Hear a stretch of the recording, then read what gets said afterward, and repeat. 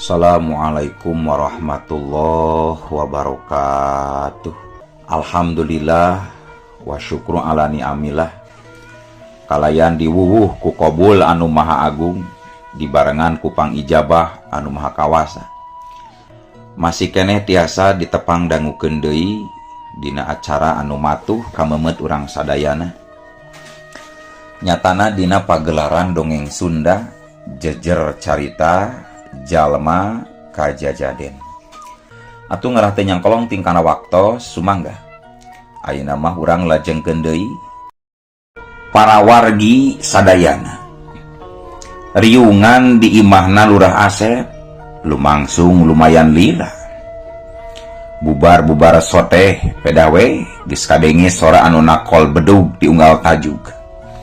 Minangka ciciren yen geus manjing waktuna salat maghrib. Anak-anakna bah samiri anu satadina mah rek langsung mawa bapana mulang ka lembur mayakpak.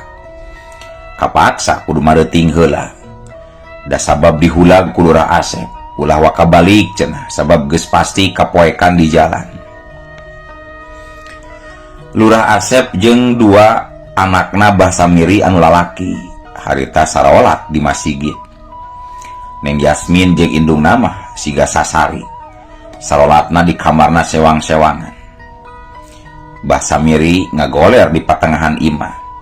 Dibaturan ku anakna anu awewe, anu diukna palebah tunjangeunana.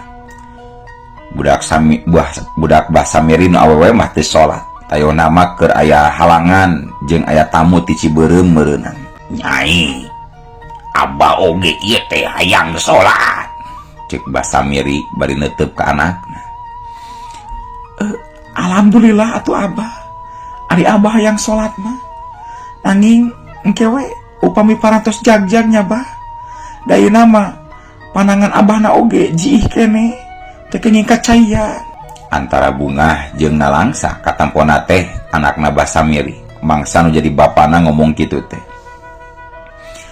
I apan teu kucai oge bisa diganti ku makmum ari wuduna mah nyai. Kumaha bah? Makmu naon makmum teh bah? Nya eta gaganti abdas. Lamun eueuh cai pancek ajengan di lembur teh bisa diganti cenah ku makmum. Ih, lain makmum atuh abah. Tayamum panginten maksud abah mah nya. Muhun engkewe atuh ngantosan sumping palurah. Dabi mah teu terang kumaha syarat syiritna bah. Bah samiri timbang unggul. Nyai, Cek bah samiri deui. Kumaha bah? Walon anakna. jing kira-kirana ari pangeran bakal ngahampura moal ka abah anu sakieu kotor jeung lamokotna ku dosa. Tarasaan mah geus loba teuing kasalahan abah teh nyai. Cek bah samiri bari rada beueus cimatana mangsa nyarita kitu nanti. Ih, teu kedah alit mana abah. Mudah-mudahan we Gusti anu Maha Suci ngapunten ka abah. Dasar katerangan oge sagede-gedena dosa, saluhur-luhurna dosa ibarat leuwih luhur tinimbang gunung, leuwih jero tinimbang lautan. Pangampura Allah langkung luhur jeung langkung jero saurna abah. Anu penting mah abahna we sing leres-leres dina pabalik pikirna. Ayeuna mah tong waka seueur ting emutan. Nya, keun ging waka di emutan bah. Supados abah enggal jagjag deui sapertos bihari. Bah samiri unggut-unggutan. Anu saterusna mah ukai-ukai merenahkeun punduk kana pangganjal sirahna. Reup bah samiri meureumkeun panonna. Sok sanajan lirih kadenge bah samiri teureun-eureun ngucap istighfar. Berebei cimata ngaberebei ngalen bereh masihan pipina. Nempok kitu mah anak awewena bah samiri oge jadi kabawakeun deui ngeclakeun cimata. Nyai, Cek bah samiri beunta deui bari ngareret ka anakna. Naon deui bah? abah ulah waka dibawa balik ke mayapaknya Nyai. Ulah waka balik. Abah hayang panggil heula jeung si Tarwas Beureum. Abah teh hayang nganuhunkeun heula ka manehna Nyai. Cek Mbah Samiri bari dibarengan ku semu dumaredah. Ih, isin atuh Abah. Upami ulah waka uing beureun urang bakal lami. Calik heula di dieu. Isin, mungkin ngarepotkeun kanu gaduh bumi ari lami-lami teuing di dieu mah Abah. Sajabi teh eta kapanan urang di dieu oge. Sajabi teh eta kapanan urang lembur di oge. Teu aya nu uningangeun jeung teu anu wanohon. Saha salerosna terus beureum teh Abah. Mbah Samiri teu kungsi nembalan deui, ngadon reupeum deui. Satuluyna mehna ugut-unggutan. Sarta saterusna mah beureum teruskeun istighbarna. Marbaina Cimata jadi saksi karena pengakuan diri anu lamokot ku dosa, anu ngarumasakeun bobolokot ku dosa, alatan kalalajewanan ku titeleumna dina kasalahan. Waktu terus nyerelek, kayaan alam beuki poek, mangsa wanci geus liwat sareureum budak. Kocapkeun di imana Jang Aris katempo masih kene uplek ngobrol di patengahan. Jang Aris ngobrol jeung nu jadi indung bapana. Nya asali lalila teuing kapiuhanana teh nya eta Mbah Samiri.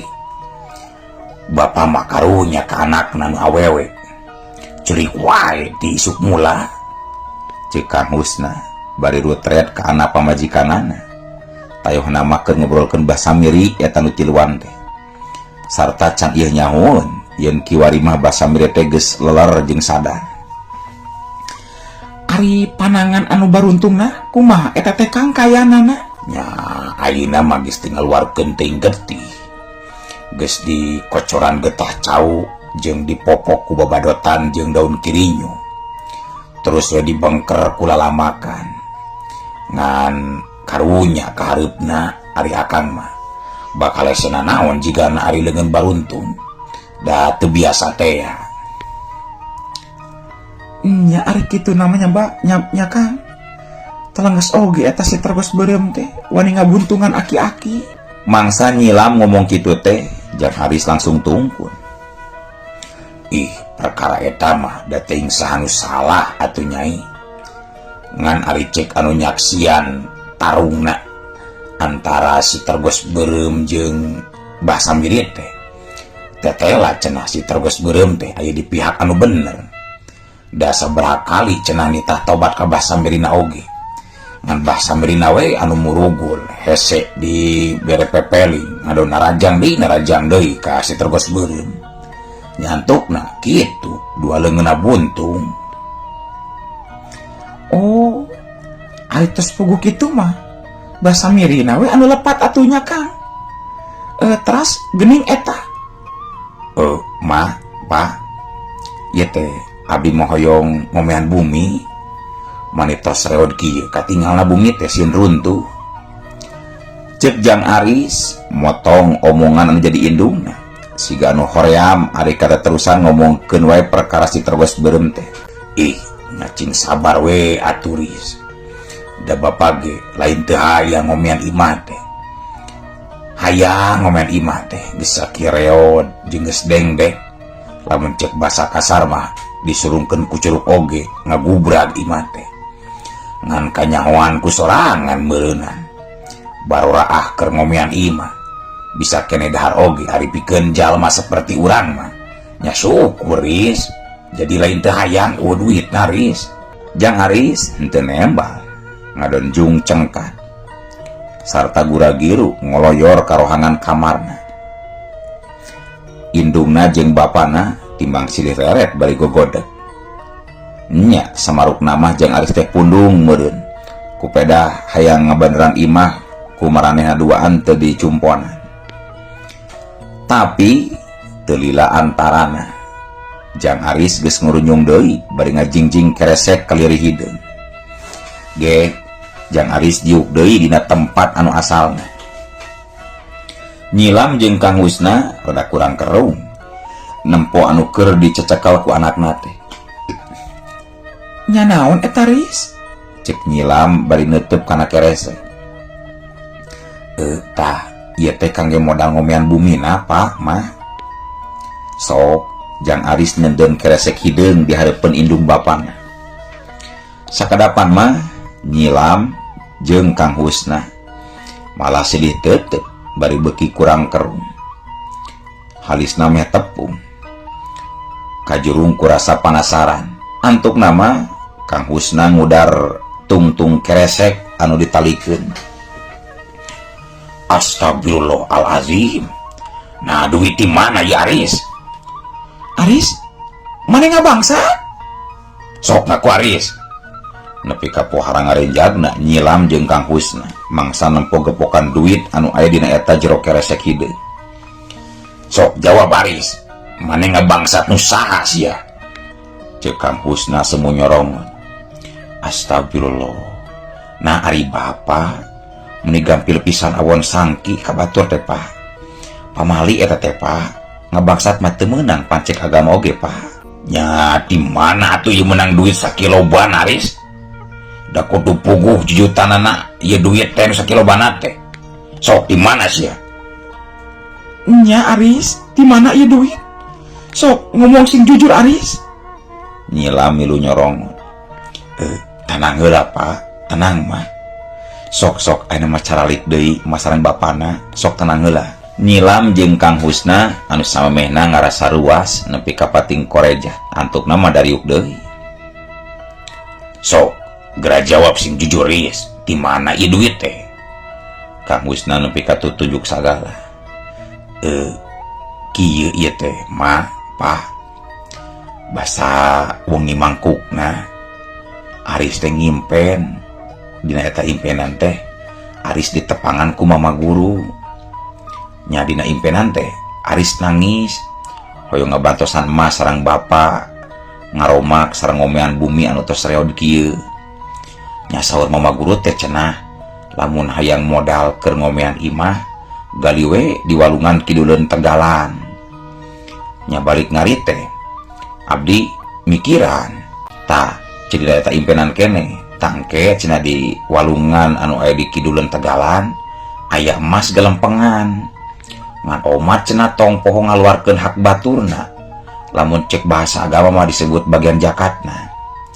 Tah saparantos ninggal kayaan nya saparantos ngimpen kitu nya abdi teh enjingna langsung kawalungan pikeun milari eta emas gelempengan. Pas tas ngarit upami telepat mah abdi leres aya emas 2 gelempeng. Tah teraspan kamari teh abdi amang ka Cilanjung. Tah saatos naningal kabumina Juragan Ramdi anu dirampok ku si Joladea. Nya sakatanan we Aris teh ngical heula eta emas ka pasar Pak. Mah temal jang Aris ngareka carita sigana mah. Sakedapan mah Nyilam jeung Kang Husna timbang silereret bari pating polo. Nah bener eta omongan teh Riz. Nya bener teh Riz. Antara percaya jeung henteu katampona teh Kang Husna jeung pamajikanana. Ih muhun Pak, karunyaeun pangenten mama guru teh. Emasna teh aya 2 gelempengan. Anu hiji deui mah disimpen. Da tadi mah mung ngical sagelempeng ka pasar teh nya tadi siang. 2 gelempengnya. Cik. Bawa ka dieu emasna anu sagelempeng deui. Hayang nempo Bapak Maris. Kang Husna siga nu panasaran. Atuh Jung, jang Aris cengkat. Koloyor ka kamarna. Sarta teu kungsi lila oge geus ngurunyung deui. Song sanggeusna diuk mah ngasongkeun kanjut kundang kelir hideung kanu jadi bapana. Nyawe eusina kanjut kundang teh tetela emas gelempengan. Anu ukuranna kira-kira 2 ramuan kolot dewasa. Kang Husna jeung Nyilam ngaron pating polohok ningali emas gelempengan kitu teh. Muhun, ieu mah sanes emas citakan zaman ayeuna Kang. Jiga emas-emas baheula. Cek Nyilam sanggeusna nelak-nelak kana eta emas. Nya sigana mah emas baheula ieu mah. Kumaha atuh ayeuna Riz? Nya ayeuna mah syukuran we atuh Pak. Kadewe hilap hak baturna, hak fakir miskin. Kudu ngabejakeun ngajakatan emas bereunnya, mangsa keur masrakeun bagian jakatna. Nya kudu disebutkeun rek ngajakatan emas gitu atau kumaha? Da dina agama mah teu kada disebatkeun ge teu naon. Cakap ku niat dina lebat mana nya niat ngeluarkeun zakat we bungkul teu kada ditangtukeun naon-naon. Da pangeran mah langkung uninga ieu. Ari diwartoskeun perkawis anu salaresna mah beulih gujrud salemur Pak. Karuas jeung kabunga pagaliwot dina diri nyilam jeung Kang Husna. Ngan geus teu dibarengan ku sangkaan anu teu bener kanu jadi anakna ari ayeuna mah. Sanggeusna jang ari sateka pola nerangkeun sagarupana ka bapak jeung ka indungna. Cag tunda heula kayaan di imahna Kang Husna anu keur kebek ku kabunga alatan geus boga modal pikeun ngomean imah. Ayeuna urang samper deui kayaan Neng Tina anu aya di tempat dumuk matuna Bah Atong guruna si Jolat. Dina waktu anu sarua dina rehe combrekna kayaan peuting di pileuweungan. Harita teh katempo Neng Tina keur diuk pahareup-hareup jeung Bah Atong nu aya di hiji guha anu hawana nyecep ka Cidatiis. Sabaraha obor anu ngadaraplok seuneuna teu daek cicing alatan katebak ku angin leuweung. Engke sakedeung deui bakal aya nu datang Nyai. Oh mat teu kudu sieun da moal naon ieu, cek Bah Atong bari neuteuk panoja geulis anu keur diuk di hareupeunana. Neng Tina timbang unggul. Tapi sing inget, lamun engke kahayang Nyai geus kacumponan, Nyai kudu tetep satia satuhu ka kakangnya. Sok sanajan Nyai engke geus ngahiji jeung lalaki anu dipika aya. Tapi wayahna unggal saminggu sakali mah kudu mere jatah apem ka abah sakali dua kali mah nya ka si kakang. Siga samemehna Neng Tina timbang nembalan ku unggul. Keur kitu purinya jeleg. Nyawe teu lila antarana.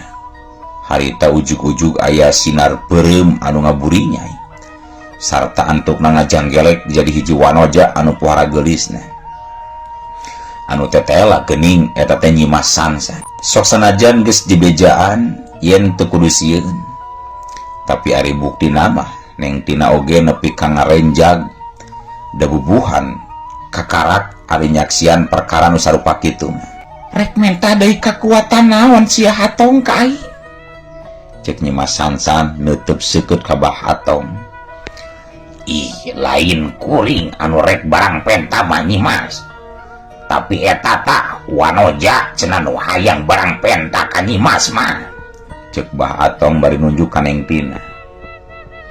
Atuh rek Nyi Mas Sansan neuteuk ka Neng Tina. Ditelak-telak ti luhur sausap rambut. Dihandap saibas dampal ti geger sae bulukian meuni imeutna keranan merhatikeun ka Neng Tina teh. Asa kakarak ayeuna aya manusia bikangna nu hayang kakuatan tingai. Ojengkang Nyi Mas Sansan ngojengkang ngadeuketan ka Neng Tina. Siga anu disirep Neng Tina langsung nangtung. Leungeun katuhu Nyi Mas Sansan dipake mulak-malik beungeut Neng Tina. Siga nu hayang leuwih sidik kana keuretan beungeutna Neng Tina. Sanggeus ngilikan leuwih tangak deui, nyeh. Nyi Mas Sansan suraseuri siga nu bunga. Sarta siga nu langsung resepeun bae ka Neng Tina teh.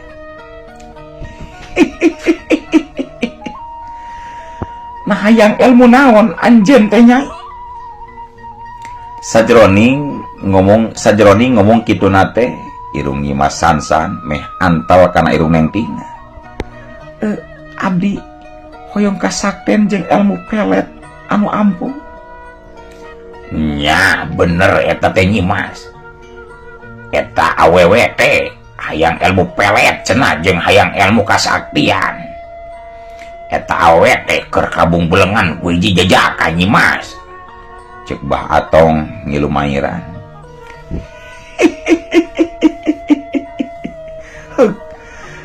Ditedunan ku kami, tapi ngaing rek nurunkeun kakuatan ku cara nu beda ka ieu Wanoja Hatong. Kapaksa maneh Nyai kudu milu ka tempat ngaing. Milu ka tempat Nyai. Bah Atong nepi ka ngarenjang. Heueuh. Kumaha daek atawa henteu Nyai? Nyimas Sansan beuki seukeut neutepan Neng Tina. Neng Tina gancang nembalan ku unggul. Patekadanana siga nu geus pohara buleutna sarta siga nu geus kagok asong sok sanajan rek kumaha bae pibalukareunana.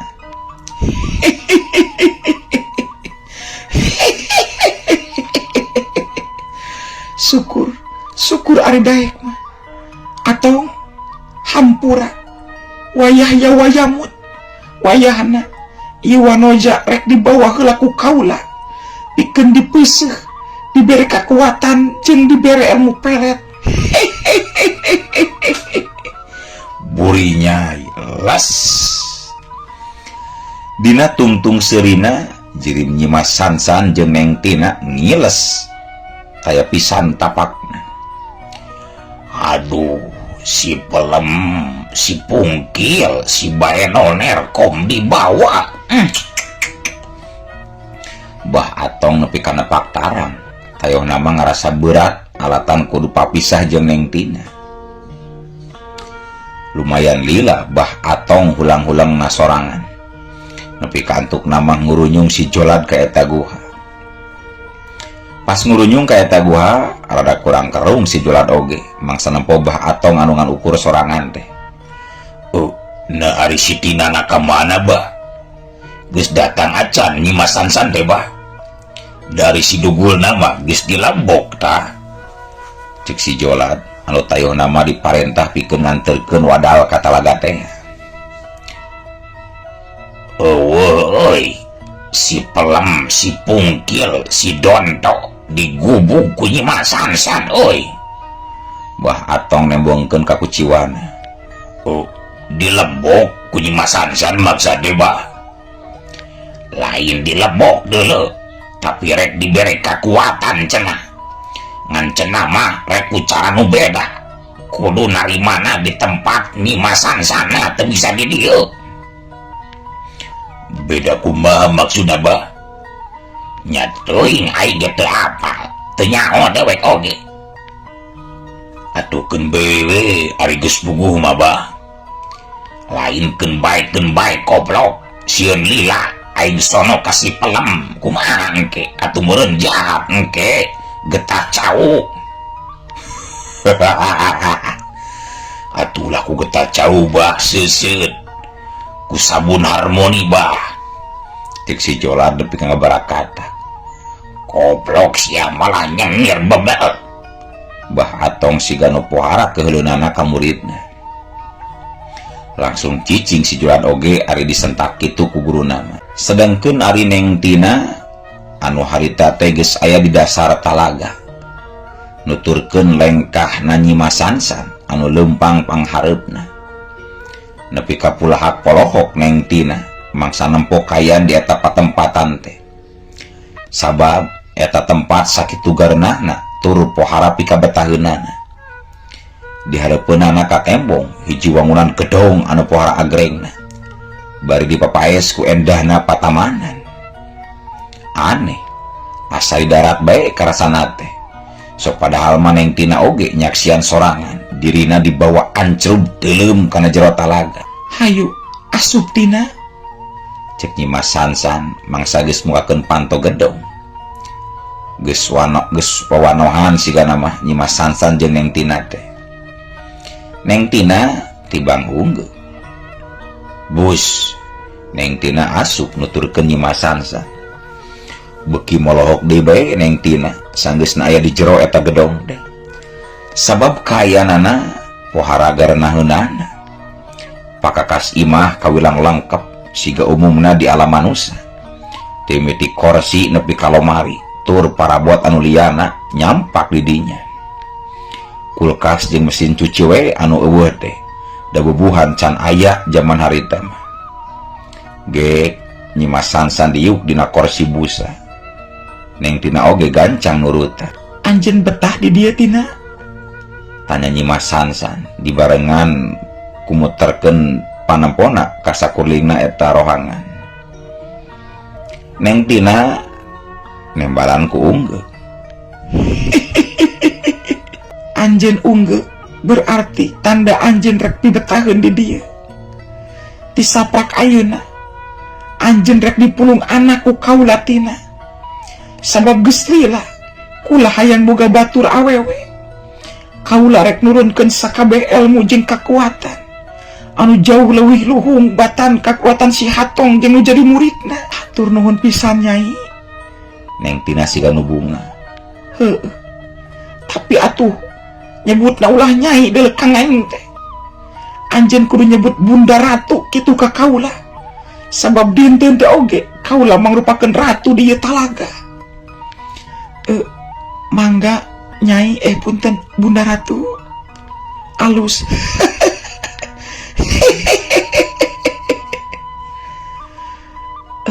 Teras bade iraha ngagembleng abdi teh Bunda Ratu. Neng tina siga nu geus teu sabar.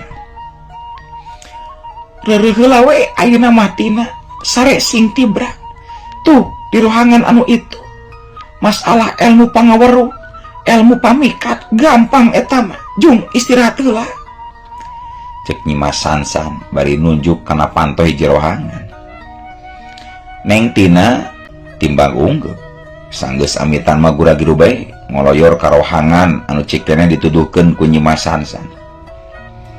Pikeun anu kasakitu kalina Neng tina nepi ka polohok deui. Sabab eta rohangan teh pohara pisan geunaheunana. Kasur kandel anu ka tembongna pohara empukna ditilaman ku spray sutra kelir bodas. Ku lambu anu sarua bodasna jadi papaes anu niungan ranjang. Sabaraha kembang ros beureum anu keur mejeuna laligar ngajumpluk dina hiji guci anu gucina dipapaes ku melitna ukiran orai sanca. Gojengkang Neng tina ngojengkang ngadeukeutan ranjang. Sarta nu saterusna mah ngagolerkeun awakna. Nye Neng tina seri sorangan. Dagoan sia wawalas di aing atong. Sia oge jola di podaran sia ku aing. Kitu gerendengna Neng tina kelayan sorot mata anu dumadakan silalatuan. Lumayan lila Neng tina ngadon hulang-hulang heula bari lalangkarakan. Nepi ka antuk nama teu karasa, kasarean nepi ka ngaguher kerek nyegrek. Sedengkeun di luar eta kamar Nyimas Sansan anu tetelan nempokeun Neng tina tina panto anu melenge. Unggut-unggutan sarta nembongkeun paroman anu marahmai. Mangsa nempo Neng tina nu harita geus ngagebrati-brate. Tapi dina kayaan keur kitu ujug-ujug waktosna kabujeng seep keun atunya. Ieu dongeng teh urang cekapkeun heula we dugi ka dieu. Insyaallah enjing pageto baris dilajengkeun deui. Atuh ku kitu ku kieuna mamang saja amit mungkur amit mundur ti payuneun para wargi sadayana. Hayu Assalamualaikum warahmatullahi